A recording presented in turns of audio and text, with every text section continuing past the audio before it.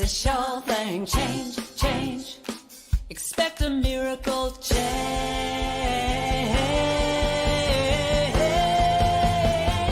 Watch me change when you change the way you look at things.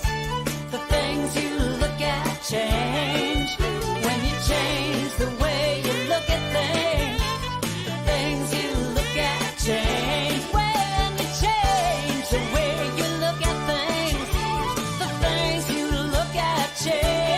When you change the way you look at things, the things you look at change. Now do do do do do do change. Do do do do do change. Do do do do do change. Do do do do. Good morning, good afternoon, good evening, wherever you are coming from. We're hoping you're having a great day. My name is Cheryl Rogers, and it is my honor and my privilege to host Spirit Cafe show, with my wonderful co-host, Barbara Schreiner-Trudell. Hi, everybody. And before we start, Barbara, I'm just going to acknowledge that we work, live, and play on the historical and traditional territory of many First Nations. And as we gather on Turtle Island, we as settlers are grateful for the opportunity to meet here. And we thank all the generations of people who have taken care of this land for thousands of years. And this includes the Métis, Inuit, and all other Indigenous people. Also acknowledging that as we continue to grow and expand on these lands, there is still unresolved and dangerous inequality and discrimination towards our BIPOC and 2S LGBTQ plus family. By making these acknowledgements, we strive to be allies and take an active part in reconciliation. We realize our history and we choose to create a new reality. We are one. Thank you, Cheryl. And we have a remarkable guest today, the founder, the creator of the New Thought Media Network. Whoo! No, I should have a little applause machine here. Reverend Robert holds a master's in consciousness studies and is an ordained minister with religious science, considers himself a lifelong student of transformational leadership. He's currently the spiritual and creative director of the New Thought Media Network, a global broadcast network of positive music, media, and entertainment. And we just love this. Robert is also passionate about exploring the emerging experience of virtual community and spiritual activism. Beyond the virtual classroom, Robert is a creator and feels called to serve those seeking to create the life they truly desire.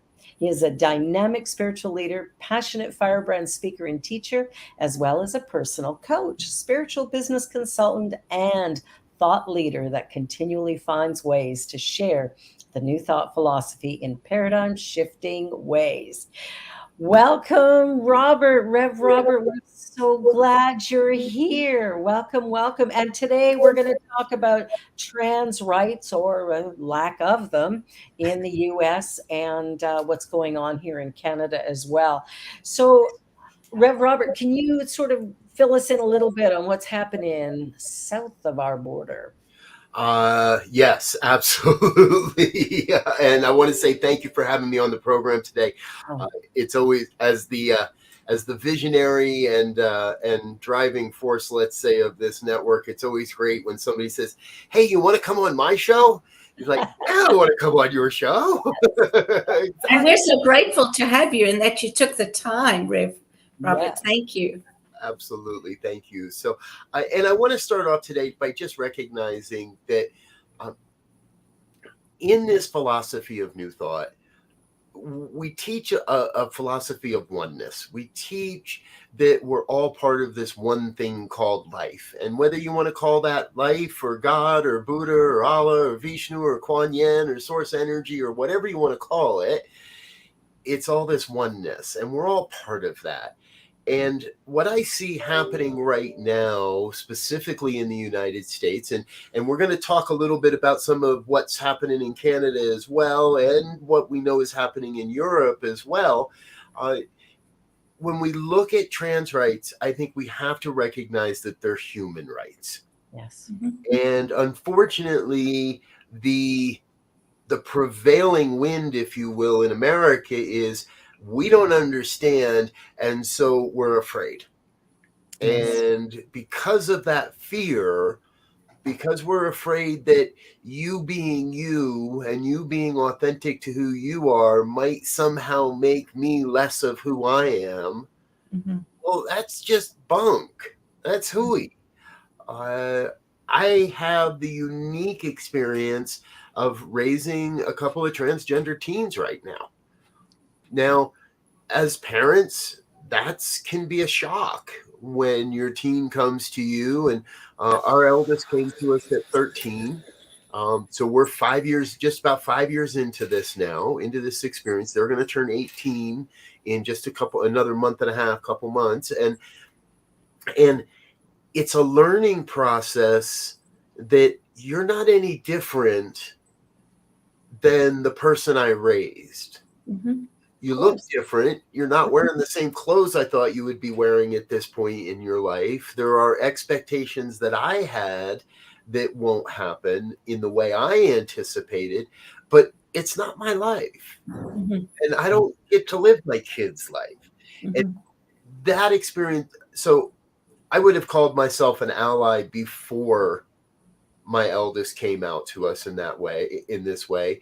And the last 5 years have forced me to be an even more vocal ally and to be an even more active ally, not just talking about it, but showing up, but embracing. And I'll tell you, I'm like most parents, I'm incredibly proud of my kids.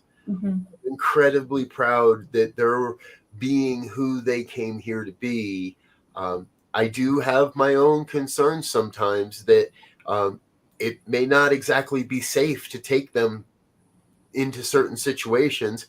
And now in the United States, certain states, here I have a tracker that is put out by the ACLU.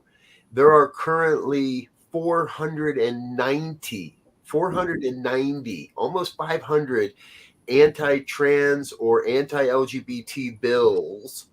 They're not laws yet, but there are 490 different pieces of legislation moving through the various states of the United States right now. There's actually, according to the ACLU, we have 4 states that don't have some legislation being pushed. Minnesota, Illinois, New York, Delaware, and then our non-state of Puerto Rico are the only 5 places in the United States where there isn't some legislation being pushed that tries to marginalize a vast group of our population. And to me, that's not oneness. No. That is not oneness at all. And I know I have a grandchild who's trans.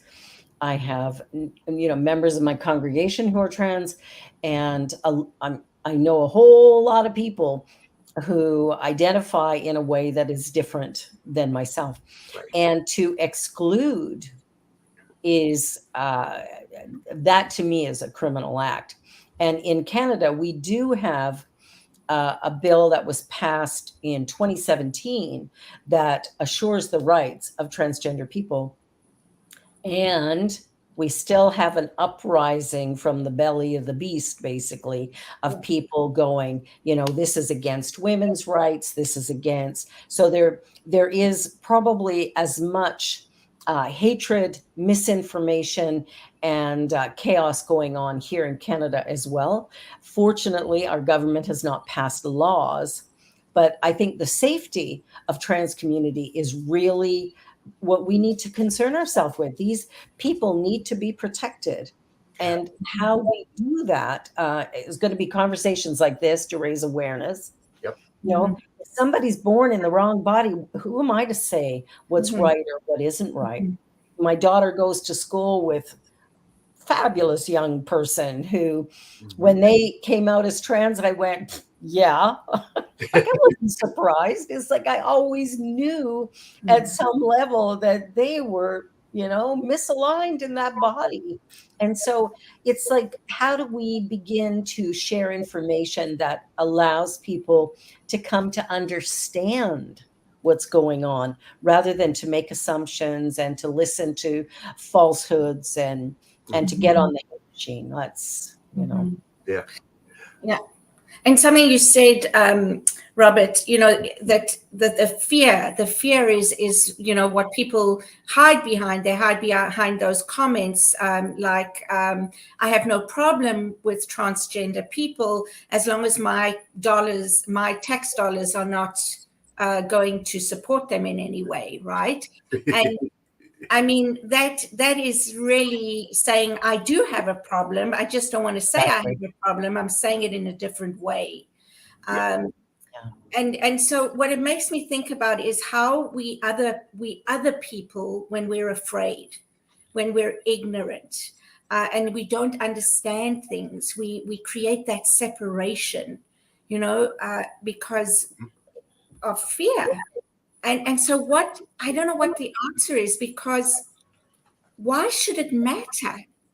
Like, why should it matter to anybody except the person and the people that are their family and friends? Why should it be anybody else's business? Exactly. I have long believed and professed and taught that as long as you're not hurting anybody, right? If you're hurting my family, if you're in some way, either mentally, emotionally, physically injuring someone, aggressively attacking people, that's no, we can't go there. Yeah. But otherwise, who am I to say who you should love? And truthfully, let's turn this on its head. I have no right to tell people that their conservative values or their quote family values are wrong. But what I do have a right to say is that the way you live those values is hurting people. Exactly. The way you live those values are attacking and causing people, well, in many times, physical pain. Yeah. It's I don't like to mix issues sometimes, but I'm afraid at times that the next round of lynching in America is going to be that will be against trans people, against people of LGBT culture, and we have a really bad habit, and you said it, Cheryl, of othering people, of making them the other, rather than saying, "Hey, you're my brother, my sister, or, well, let's just call you my sibling. How about that?" Right? There are so many ways we can respect people by not assuming that their body type or the pitch of their voice or how they wear their hair defines who they are. Yeah. The what jumps into my head is women of color have been fighting this forever with "I'm not my hair." They have music about it. They have books about it. "I'm not my hair." And for trans, I think it's "I'm not my dress." I'm not defined by what I'm wearing. We're letting people be people. Yeah, exactly. And like Shay says, it's not anybody's business. Just let me go back up. It's she says it's not anyone's business, it's God's business. Everyone is a unique expression of God. And I mean, that's what we believe in New Thought. We are unique expressions of one experiencing ourselves as it. And that means every single one of us, every single thing is a unique expression of that. And it's just I don't know. It's like, how do you? And because of the the othering or all of this, the mental health issues, suicide Yeah. in the trans community is double what it would be elsewhere. And I think that's another consideration is as we basically tell people you're wrong and bad for being you, it creates a real feeling of separation, of aloneness, of, who am I to think that, I get to, it becomes hard to live. Yeah. It's like I'm in the wrong skin and you're telling me that's bad and wrong. And I think we really have to begin to look at, the whole idea of this world that we live in is one entity, it's one thing. And how I think into it affects all of it.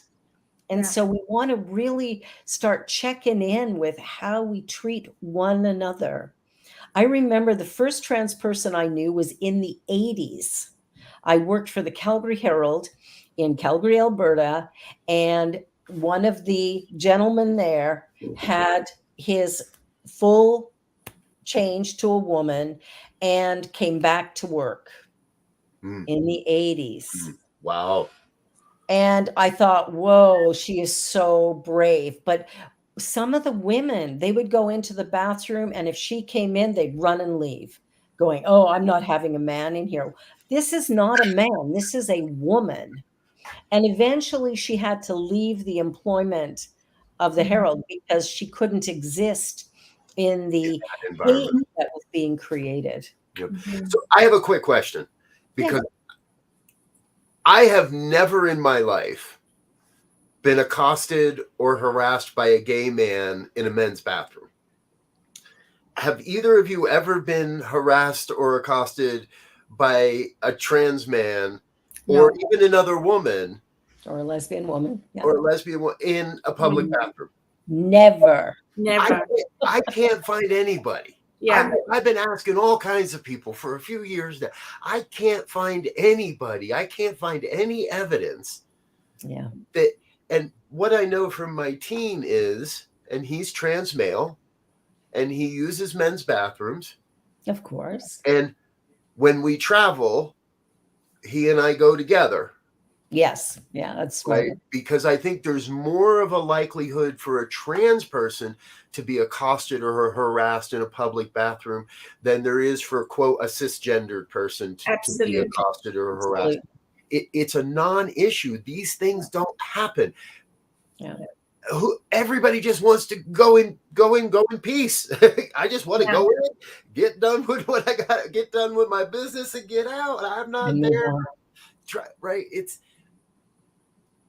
I really believe that there are those that want to make an issue out of any perceived slight when there isn't any. And the whole drag issue right now is exactly that as well. It is. I've never met a drag queen that is trying to groom little boys or girls into a gay lifestyle. They just want to do what they're doing and be left to their own means and their own expression. And we've been noticing here, there's a number of libraries that will have drag queens come in and read to the children and stuff. And this is creating a huge issue here where people are standing outside of these libraries and cursing and swearing and telling people, don't take your children in there. It's evil, bad, whatever. And I'm thinking, you're harming the child by standing outside with your hatred more so than the person who's inside reading a book to them. Like, that's just fun. And then when the library staff comes out and confronts those people, they film it, they put it on YouTube, and they claim the victim that, look how the left is abusing us. Look at how these people are attacking us for having our free speech. Like, yeah, and your free speech, I'm going to come back to my main point, is hurting people. Exactly. A drag queen reading a story is not hurting anybody. Exactly. But a guy standing outside the library with a video camera and a gun on his hip, yelling about how these people are evil and so on and so forth, that is hurting people.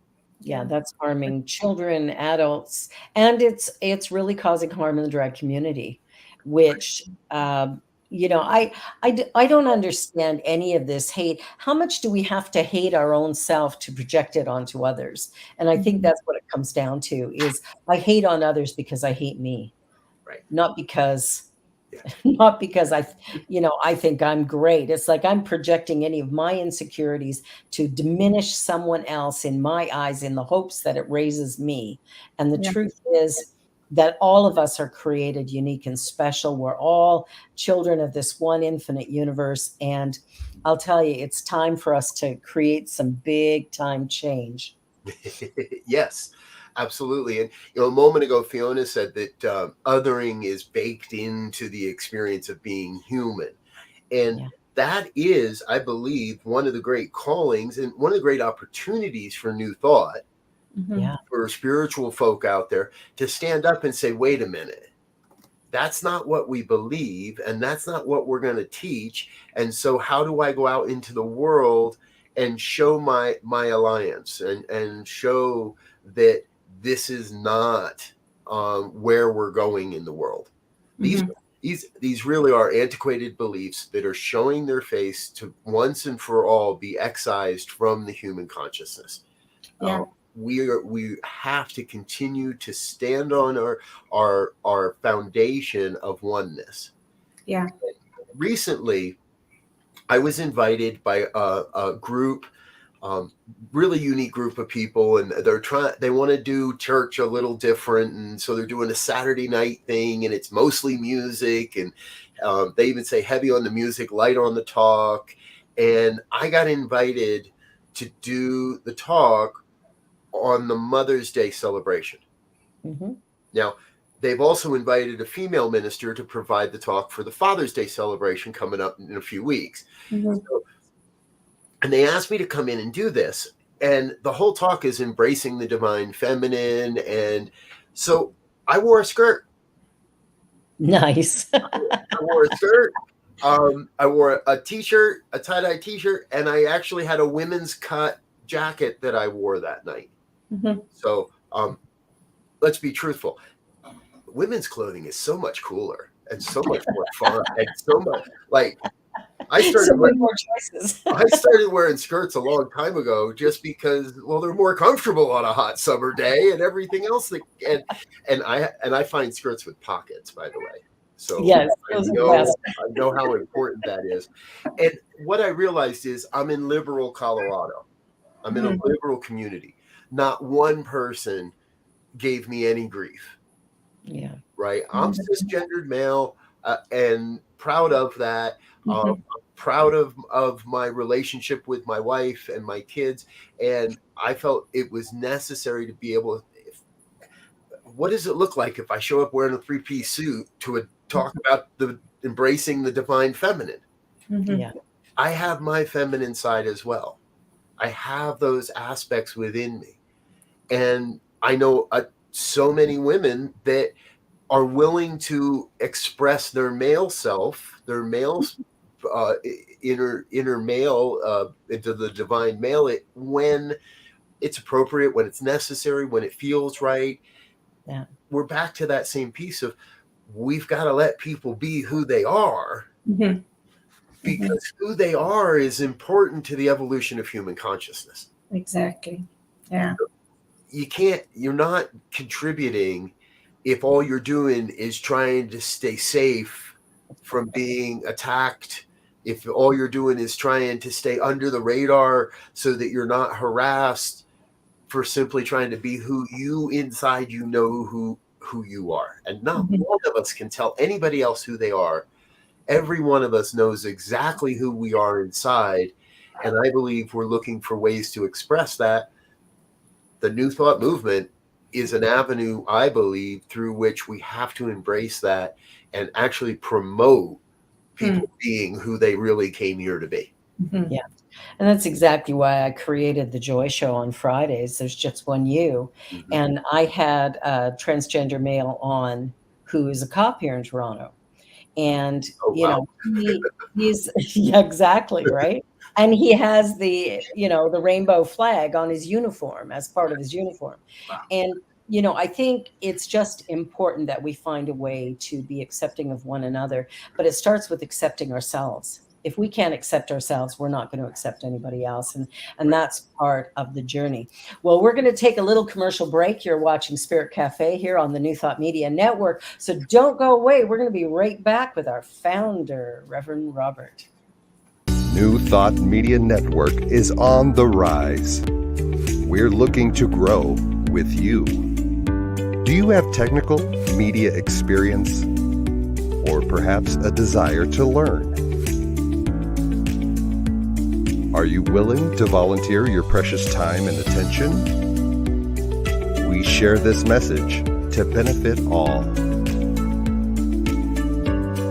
If you possess a computer with a camera and a microphone, we will share our knowledge with you.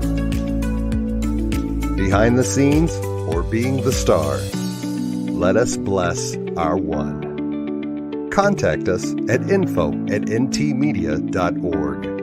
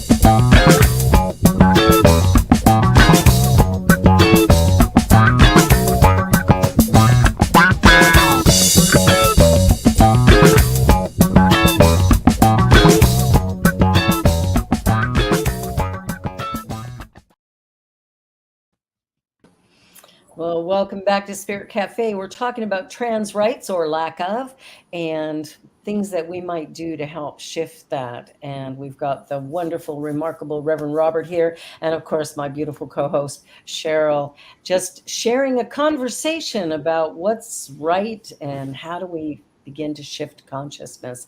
I remember a member of our ministry who arrived at convention a few years ago, dressed as a woman, and not received particularly well at the time. And this was, this would have been maybe 2009, 2010, something like that. And I was really disappointed with the conversations I heard from the ministers of religious science when this particular minister came in looking absolutely gorgeous. Obviously, this is who she is. And I'm not going to mention any names because she has decided it was too hard to live as herself and has gone back to dressing. Interesting, right? That even in our own midst, the people that are studying New Thought and professing to live it, maybe need to really look at that. One of the things I was thinking, Reverend Robert, you said earlier something about, these things are coming up again to hopefully be dealt with once and for all. And I really do believe that this is a huge time of shift and change, and that these things are coming up again because they've been under the surface, and what we thought was our reality really wasn't. And so they do need to be addressed. And so it's an opportunity. In New Thought, we talk about that. We talk about the things that create resistance, the things that rear their heads are opportunities for spiritual growth, for expanding our consciousness. And I'm thinking about something I read somewhere, and I don't know where because I'm reading so many books at the same time. is that friction is necessary to create the best outcome for all. And so it makes me think of a pearl, right? The sand in a clam that creates friction, and that is, rubbing against itself all the time creates a pearl. So there's hope here that, at the end of the day, hopefully, we will actually grow from these issues. And the way we do that is one person at a time. And like you said, it's not just about being allies, it's about actively participating in having a voice, where it can be heard, where it can be seen, so that others can join in and do the same thing. Yeah, absolutely. I so agree with you. And I've noticed recently, I've been in a number of conversations, and when I say recently, I mean the last couple of years now. Over the last couple of years, I've been in a number of conversations where ministers from within the New Thought movement are, number one, being much more open. Yes. About we are evolving. There is still a predominant culture within New Thought that wants us to remain what we were in the 50s and the 60s. Mm-hmm. And in that time, New Thought needed to be a bridge for those, let's say, escaping Christianity.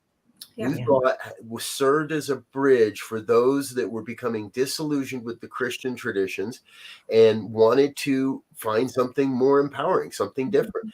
And New Thought was able to serve in that way. Mm-hmm. Unfortunately, I think we got stuck there. And people began to think that was the only way to do New Thought.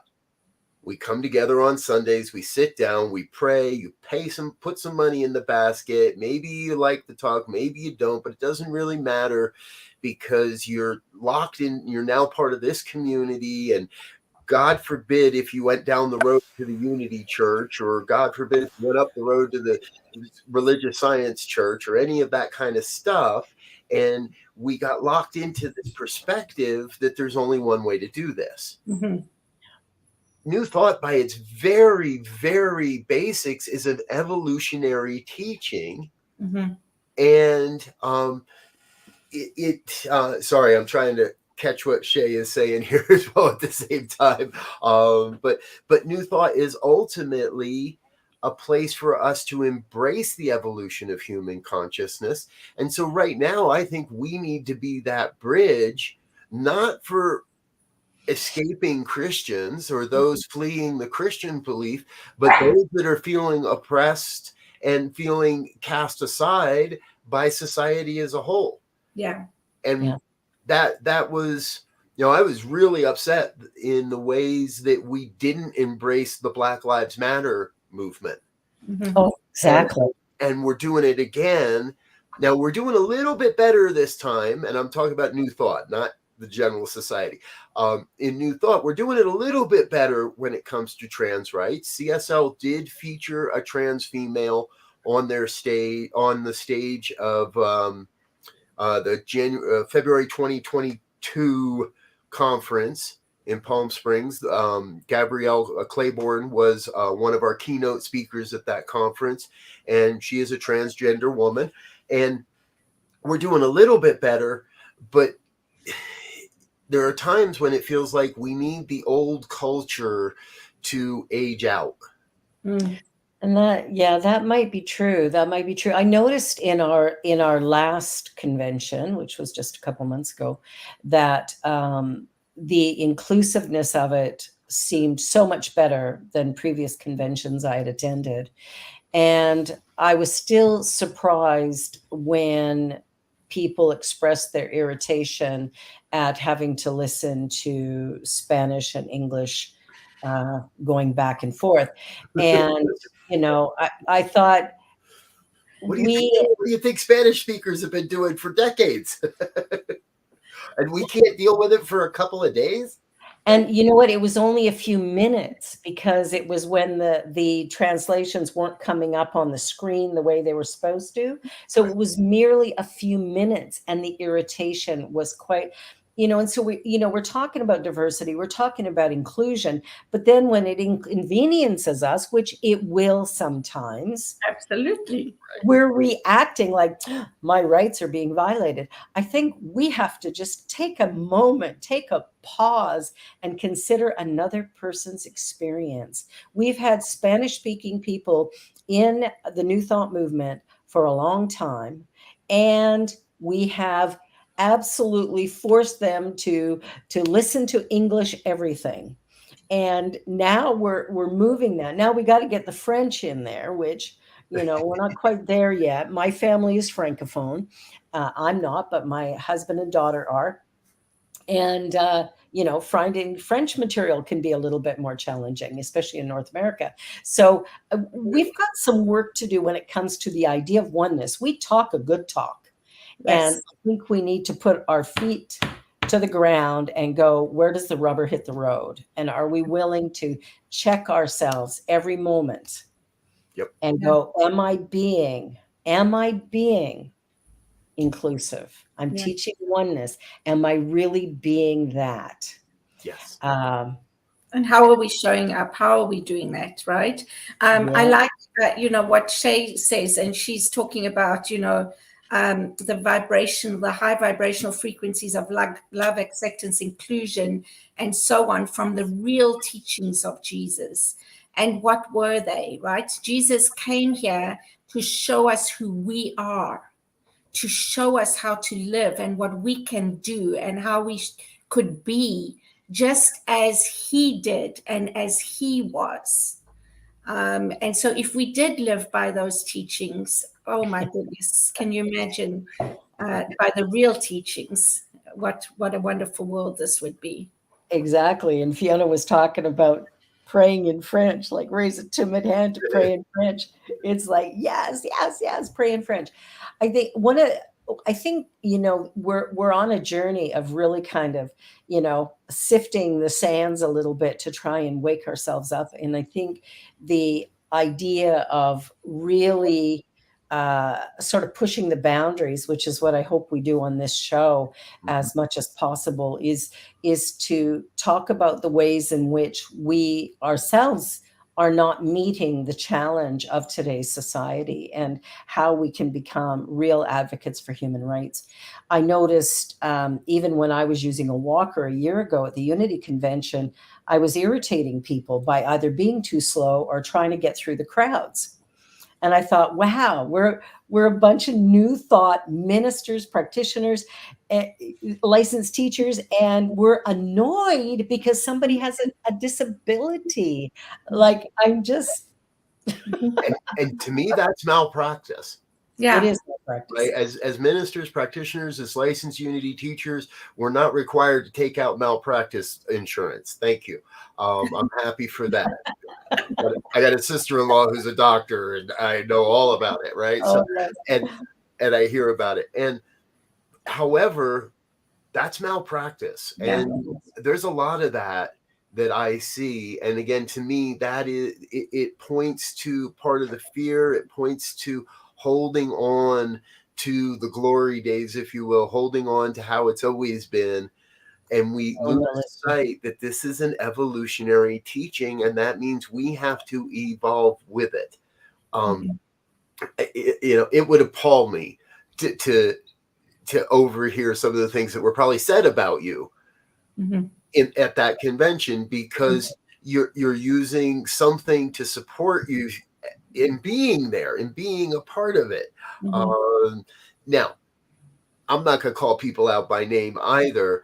And we are making that change. We are making that change. For the longest time, the term was, and I think we've used it here, right, was diversity and inclusion. Yeah. Diversity, equity, and inclusion. And now in the last handful of years, we've started adding that word equity. Exactly, Cheryl. So it really is about diversity and equity and inclusion. Right. We have to find a way to let people that, well, let's just say it, that aren't white, Yeah. or aren't straight white, Yeah. aren't straight white Christian Americans. We have to find our way to say, I love you too.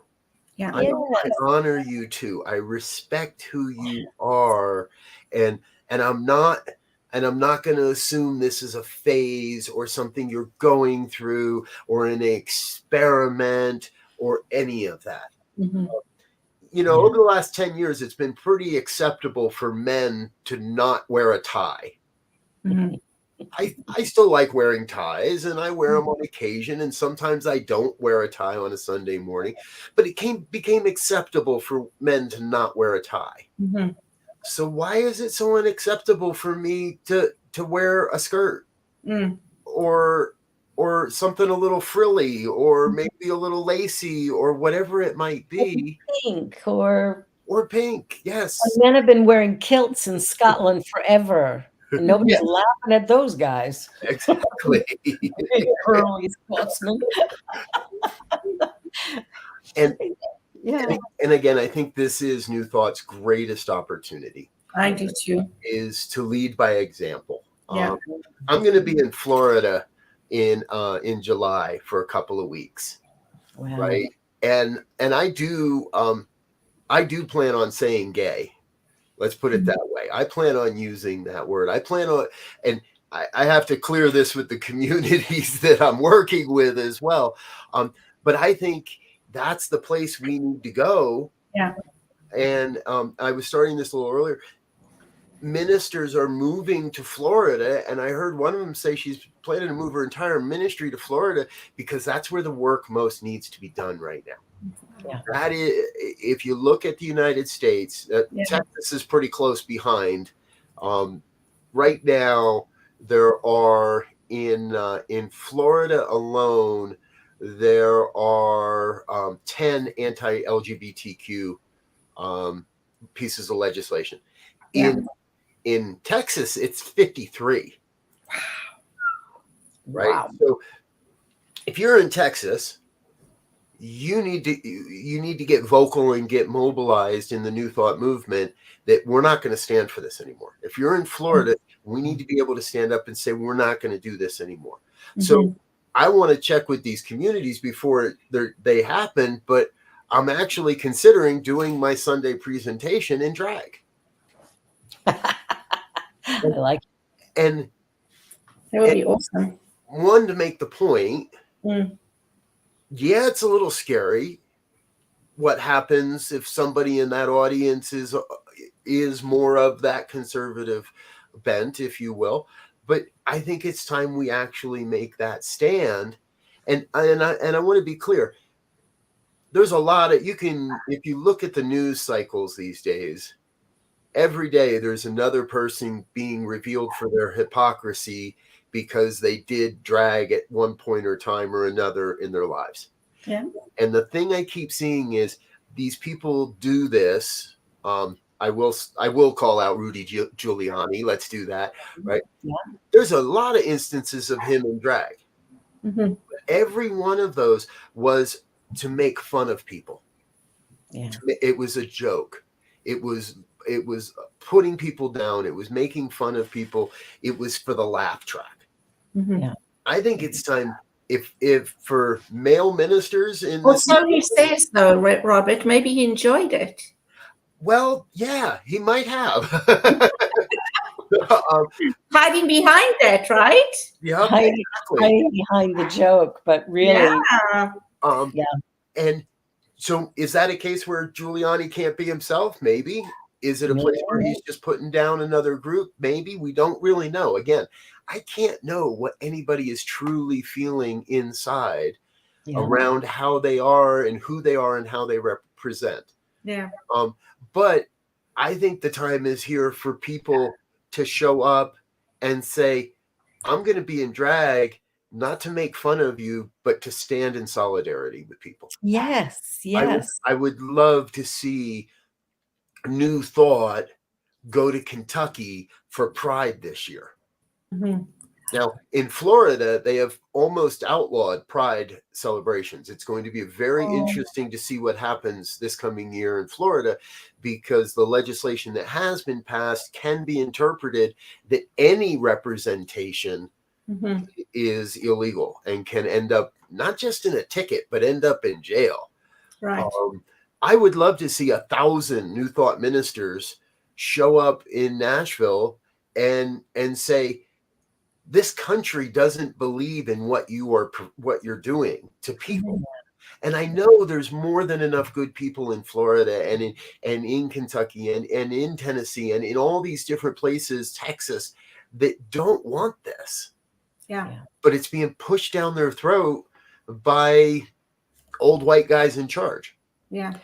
And that's the thing that has to change. And that's what I'm looking forward to with the next generation that are coming up, who are now eligible to vote, that they're going to begin to shift that train, I'm hoping, and putting it on a new track, because there's something, when you look at, I don't know the US Constitution very well, but I do know there's something in there about freedom of speech and human rights and stuff. There's some stuff in there about that.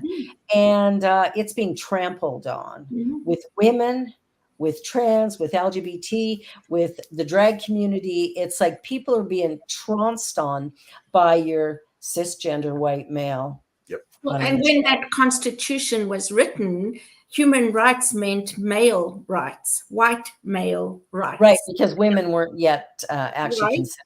We were just chatting. And neither were people of color. Of course not. Yeah. Yeah. And I'm not sure if our listeners understand why we keep referring to Florida.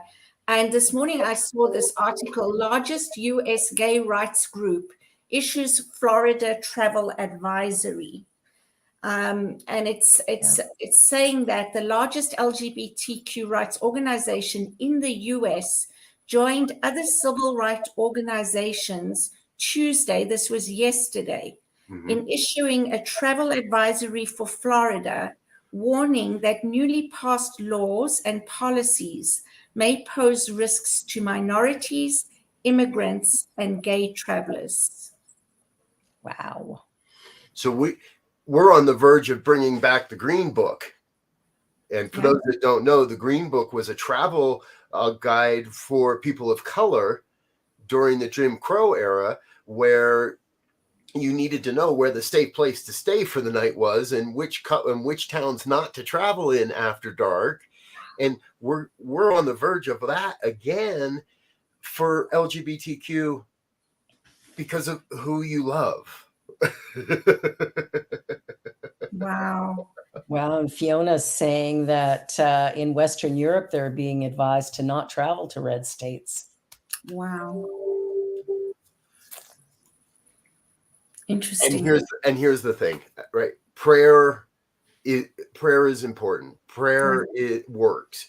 And in this case, I feel we're too far down the line to rely on the slow boat of prayer, if you will. It takes a long time to change the consciousness of a country, of a state, of even a city. And we've got to get about doing that work. Now, we're going to be very clear here.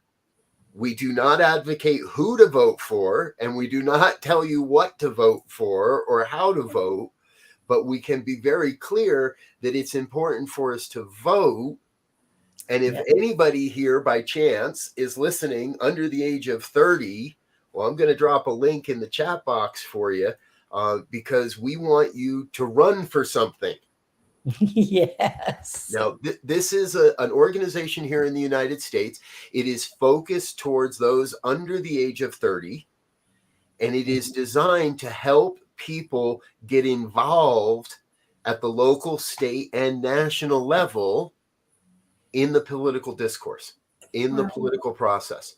And they're a very progressive organization. They're not looking to keep the old in and keep doing the same old thing that we've been doing, but to move forward and support youth, younger people in getting involved and running for something. Yes. Because if we don't, and I never remember if it was Plato or Socrates, but one of the two of them said that to ignore politics is to be ruled by lesser men. Yeah, To absolutely. know Wow. that that's going on, we will be ruled by those with a lesser consciousness than ourselves. So we do need a new thought political action committee, if you will. Mhm. I agree. We've got new thoughters in Hollywood, that's for sure. We've got new thoughters in all kinds of industry. The coaching industry is overrun with people teaching new thought right now without a church, without a religious doctrine. It's time, I believe, for us. And I'm a little, I would be the worst guy. Middle-aged white guy gets like, I'm going to have all kinds of, but the younger kids today, the young adults, those just getting their feet under them, run for something. Mhm. Yes. And Yes. you may find that's one of the quicker ways to change the world. Yeah, I think that's really important that our youth get involved. My daughter just turned 18, so she'll be able to vote. We have a mayoral election coming up, and so she'll be able to vote in that for the first time. And I think it's really important that young people decide what really matters to them, what's really important, and to ensure that they either run for something or they vote for, not for who mom or dad or whoever says you're supposed to vote for, but rather they research the candidates, they get a sense of who's running, what they stand for, and they vote with their consciousness. I think that is so important. It's the way I've been voting for a long time. And I think that to me is become informed, find out what's going on, and stand up for human rights. Mhm. Yes. Not having them affects all of us. Yes. All of Absolutely. us, for And I sure. just want to say kudo to Marianne Williamson. Yeah, I mean, she tried the last election and she's put herself forward again this election. And it doesn't matter how far she gets, she's using her voice to speak out and to speak to lots of people, like hundreds and I hope thousands of people, to at least have a different perspective on things. Yep. Again, we're not telling you who to vote for. But go check out what Marianne's doing, because I thought the last cycle, okay, can she win? I don't know. Going up against the Democratic establishment, if you will, and I thought at that time, how cool would it be if Joe Biden had named her the Secretary of Peace? And Yes.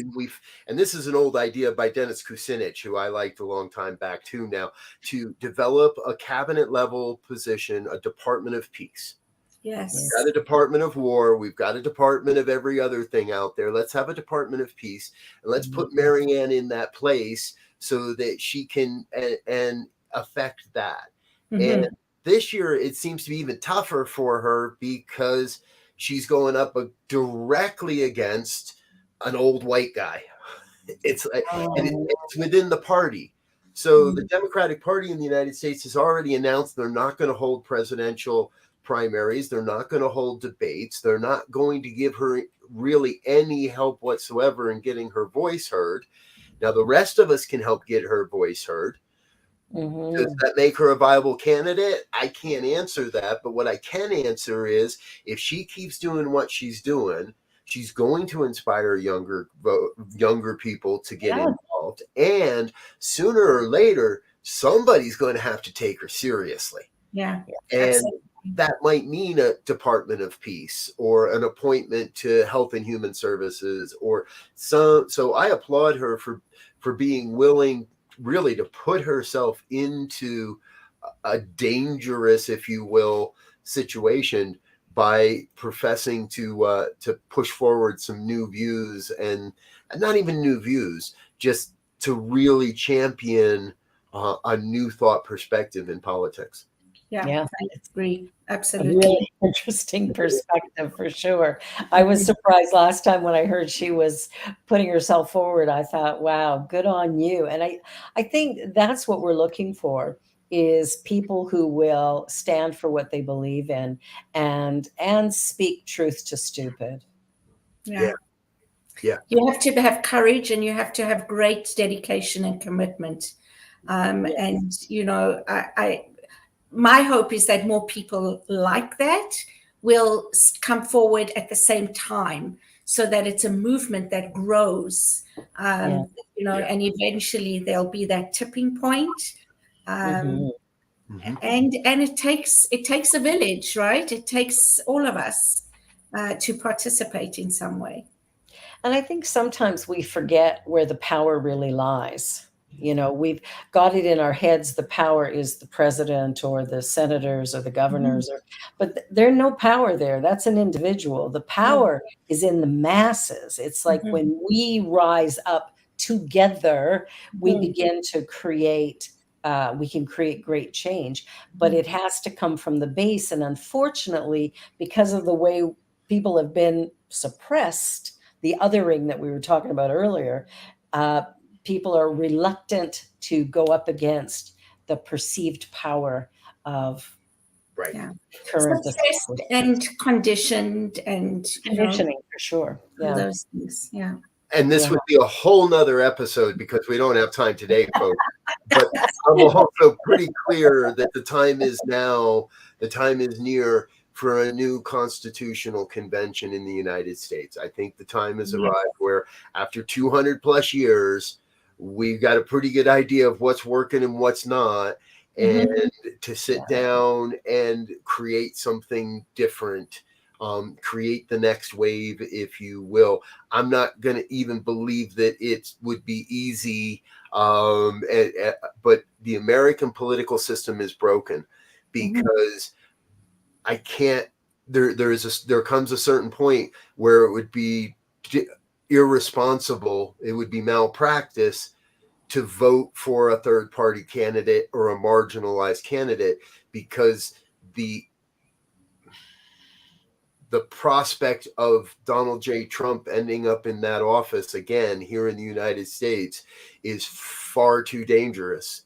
And when it comes right down to it, I'm going to vote with who I think has the best chance to defeat Donald, rather than vote with who I think would be the best president.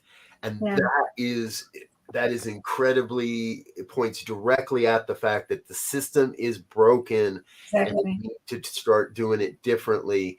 I know that, I know politics would be different, is different up in Canada and how it all works. And maybe you can have me back sometime. We can dig into that subject for a while, but that's a whole other story, folks. We'll cover it another time. Well, and Robert, I will say that in Canada, we do have people who vote strategically. They don't vote for the party that they like, but they vote strategically so that the party they don't like doesn't get as many votes. So it's no different in that respect, right? And I think politics has to change the world over. It's not just the United States. Yeah, I agree. Big change is coming, and it's definitely time. I know in Canada we have a lot of division here as well, and we just don't have a party ready that can actually come up from the belly, so to speak, to create mass change. So we are stuck with kind of the two parties that seesaw. Really, it's a seesaw. No change happens where they're concerned. And if we all just came together in the middle, everything would be fine, right? Exactly. Get off the seesaw, get together in the middle in oneness, and ta-da! All will be well. We're creating a T-shirt that a buddy of mine gave me the phrase, and it says, "Love more, and the world will be okay." Yeah, I love that. Love it. I love it. I want one. Okay. Yeah, me too. I have it on my wrist, but I'll take another. Thank you for being here, Reverend Robert. Thank you for this network. It is truly brilliant. Thank you, Cheryl, my beloved sister, and to everybody who's watching. This has been a blessing. And be sure to donate to the New Thought Media Network. Let's keep this baby going and growing. And thank you all. We'll be back next week. Bye for now. Thank you. Bye now. Thank you, Robert. Bye. On behalf of everyone at New Thought Media Network, Thank you for being a member of our virtual family. Your financial contributions help share the New Thought message with people from around the world. Please visit and contribute at www.ntmedia.org/donate. New Thought Media Network. Come be you. And please like, share, and subscribe. Until next time, peace and blessings.